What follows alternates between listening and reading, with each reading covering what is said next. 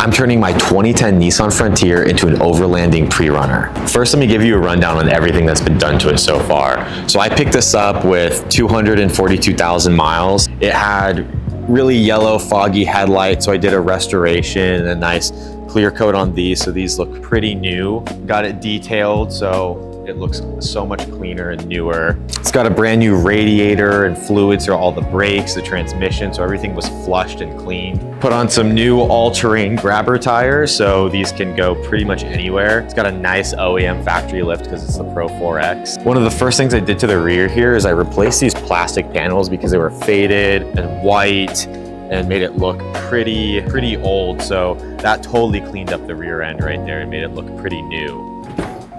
Haven't done anything to the interior yet, but it's in pretty great shape. I mean, it's got the sunroof, leather interior, pretty clean. When I first got it, it was literally muddy everywhere, just mud, dirt throughout the entire interior. So I had it completely steam cleaned and freshened up and looks pretty great. Actually got the truck for only $5,500. So this is definitely going to be more of a, budget camping overlanding build, which is perfect. I've had this truck for almost a year now, and I mean, I absolutely love it. I've already thrown a ton of concrete in the back, like 2,600 pounds. So I already got to use it a little bit. Can't wait to get it into an awesome camping setup, just because I've always wanted to build a car up to take it to national parks or camping or road tripping. If you follow my Instagram, you saw that my Audi, my previous car, I'd actually had it set up for some camping trips and car camping. So it'll be pretty fun to get more of like an off-roading setup done, since I haven't really worked on trucks a ton before, but I used to work at Nissan in manufacturing and R&D. So I'm super familiar with these Frontiers. They're probably my favorite trucks ever. So really excited to get started on the build. So kind of what I've got planned for it is I'm going to be picking up a camper shell for the back here. So I'm still trying to find one on Facebook Marketplace, and I'll build up a whole platform for the bed, maybe some drawers eventually, but have like the room in the back, and then I can store camping gear on the interior of the truck, but also the roof rack as well. When it's a pre-runner, I'll probably give this a nice raise. I'm looking at some Desert Runner bumpers for the front and the rear, just to give it more clearance for taking it on some more serious off-roading paths. For now though, for the initial camper build, I'm just gonna do the shell, get it built up to be able to sleep in, some new fog lights on the front, some LEDs, a new overlanding battery. It doesn't have a rear view camera, so for nighttime, I think it'll be really useful. So I picked up a camera rear view mirror to hook up. It needs new outer tie rods, so I figured may as well get some off-roading ones. So I picked up some Z1 off-road outer tie rods that I'll install, so that'll get ready. Also, the TPMS sensors are out, but it doesn't tell me the exact tire pressure anyway. So for now, rather than putting in the time and the labor and the cost to replace the sensors on the tires, we'll see how well this does. I got a TPMS sensor that plugs into the cigarette lighter and has these caps that go onto the tire, so it actually just senses the actual pressure. So this was like 30 bucks, saves me a few $100s rather than fixing the TPMS sensors where it doesn't even tell me the pressure anyway. So I figured this is a nice fix for now because it'll tell me the exact pressure anyway. But before I can drive it anywhere, I have to install this crank angle sensor. Mine is pretty spotty. It's kind of going out and it's causing the truck to stall while driving. It's happened a few times. The only reason why I know the crank angle sensor was out is I used my Super Gizmo. Here's like a little picture of it on the screen here to read the engine code. So I drive with my Super Gizmo in the truck, and I was able to get the code in real time because it's been going on and off. The sensor's spotty, so it doesn't always give me an engine code. It only does on occasion when it stalls, which doesn't happen very often. I'm about to drive to Alabama, South Alabama, and I don't want it to stall on me. So I'm gonna replace this today and toss in the TPMS. So I guess let's get started by just, installing the crank angle sensor. All right. Okay, I'll get the truck jacked up. So I live in Nashville. You guys will have to let me know where I should take it first. The first easy trip I was thinking of taking it on was to North Georgia. It just seemed like a really cool place to take it. Not too far, really gorgeous. nice little winter camp, but I definitely want to road trip it at some point. Take it up to Canada, take it across the US once it's fully built. But for a first easy trip, I think it'd be pretty fun to take it to North Georgia.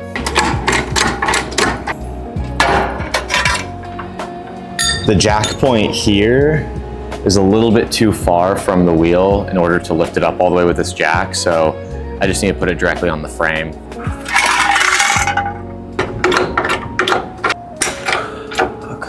Yeah, so these crank angle sensors are hidden behind the fender liner inside the back. So I've never had this with a car before, surprisingly.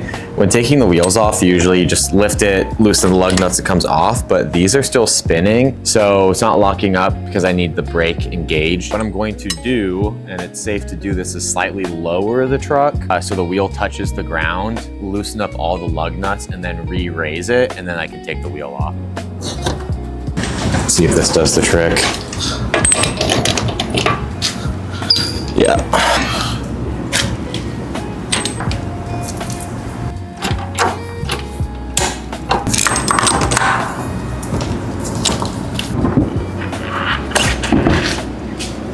It's a heavy wheel. I'll show you. I have to take off this inner fender liner here. The crankshaft sensor is going to sit just behind the fender liner in there. I'll go ahead and get started on removing this trim. These Frontiers, you have to start off by taking off the mud flaps. That's the thing about these old trucks, is you never know what you're gonna find. Right here is a little zip tie, so I'm gonna cut it off, and I've got a new zip tie to replace it.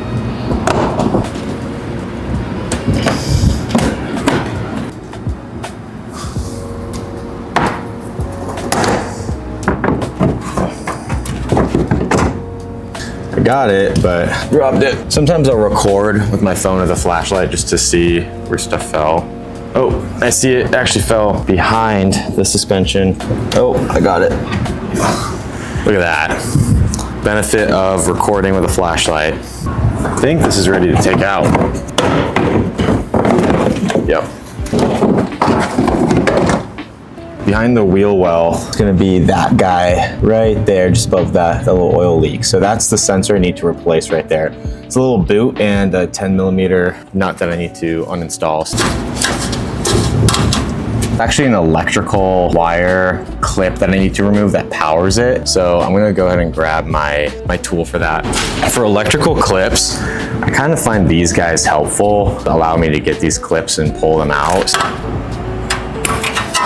Put that to the side. Okay, I kind of made a mistake first. I need to disconnect the ground from the battery. So before I do anything else, let's go ahead and disconnect the ground just so we can make sure we're safe while working with all of these electrical components.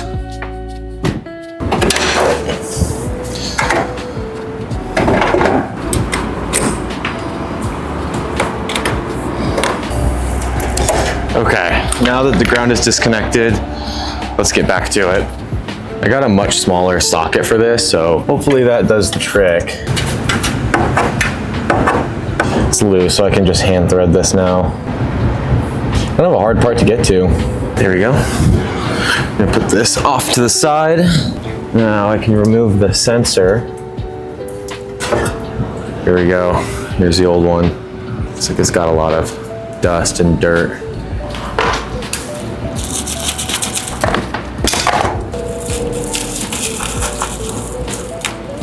This is so much better. Look at the difference between the new sensor here and the old one. The new one's metal, looks like it's much higher quality. The clip gets reversed, so when I install this, the clip is actually gonna go on the opposite side here.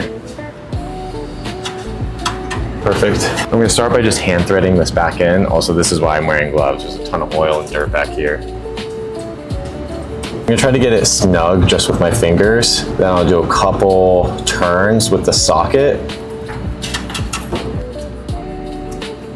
Do one more. Okay, go ahead and get this clip snapped back in place. Just cover it back up with this boot. New sensor's installed. Now that the new sensor is installed, I'm just gonna reverse the process and get everything put back together, install the TPMS sensor, and then call it a day.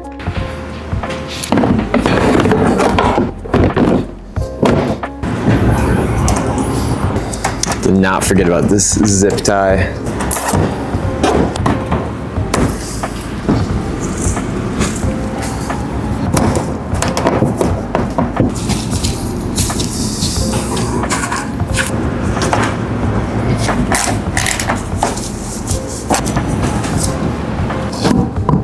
I'm gonna get these lug nuts as tight as I can with the wheel lifted, and then I'll lower the truck again and get them torqued to spec.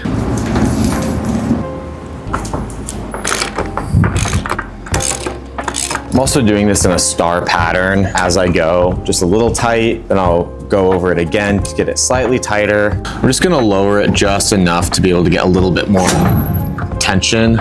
And once I'm done torquing it, I'll finish lowering the truck. According to Discount Tire, for a 2010 Nissan Frontier Pro 4X, the torque spec for the four-wheel drive is 100 foot-pounds. So that's what I'm gonna do.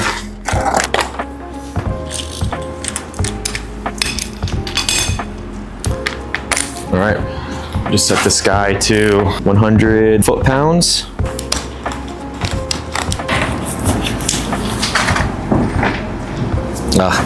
The wheel is still spinning. I'm gonna lower it just a little bit more.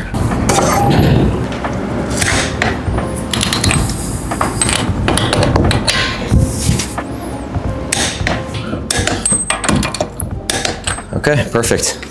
Always detension your torque wrenches so the springs don't go out over time.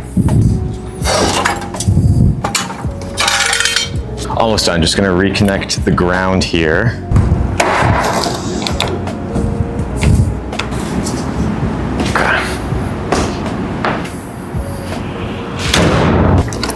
This is the new sensor caps. I need to plug this into the cigarette lighter port first and then install the sensors. What's nice about this new one is it does have ports to charge my phone in it, so I can still use my phone charger. It actually looks really rad. Screw the anti-theft hex nut. I think I'm okay without the anti-theft feature. Because if I'm gonna inflate the tires pretty easily, I don't want to have to unscrew the anti-theft nut every single time. I'm just gonna wanna take off the cap and inflate the tire. So I'm gonna skip the anti-theft nut and just go straight to installing the sensors.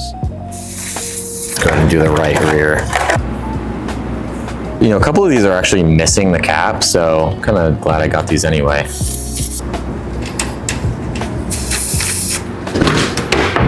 Okay, looks like I'm at 25 and then 29s. So the Frontier for these all-terrain tires should be set to 35. So I'll actually go ahead and inflate the tires now. Everyone should get a cigarette lighter tire inflator just because you don't want to have to rely on going to gas stations or shops if your tires ever get low. Well, first I started the truck up and everything seems to be pretty smooth. I have no check engine light.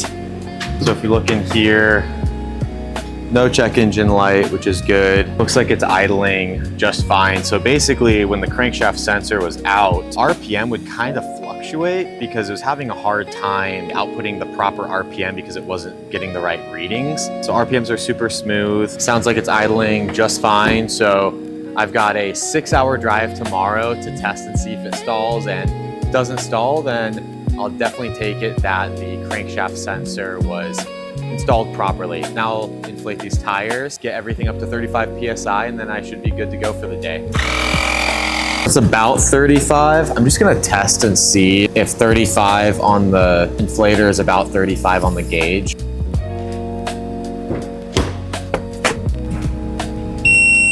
Still says, oh, there we go. Oh, it actually says it's 31. I actually need to inflate it a little bit more. So it looks like it's off by about 4 PSI. Either this is off by 4 PSI or the inflator is. It's kind of a cheap inflator, so I'm going to assume that tire inflator is a little off. So I'm just gonna keep inflating it until that says 35. So I think that actually did the trick. I got it to just under 40 on the tire inflator, which got it to 35 on the sensor in the truck.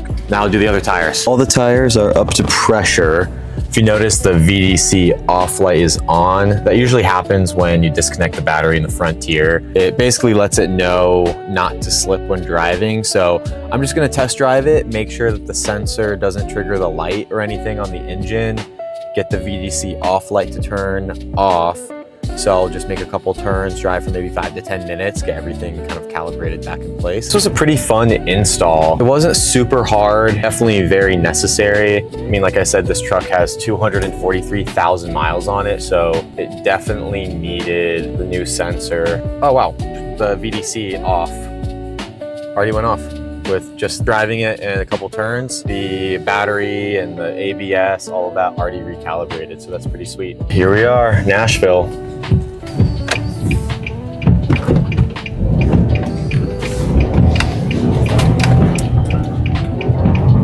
So with this short drive, I'm just gonna see if the RPMs fluctuate, if things are off, the light comes on. I really won't know until the long 6-hour drive tomorrow. If it doesn't stall in the 6 hours, I definitely think that it was a good install. But I mean, it's driving really well. There's no issues with the RPMs or anything. It's reading it just fine, or it's outputting it just fine. Let me know if any of you guys have any good, pre-runner or overlanding mods or installs or tips, especially with the Frontier. Let me know, leave it in the comments. But I appreciate you guys tuning in, watching the video. It should be a pretty fun build. So see you in the next one. Peace.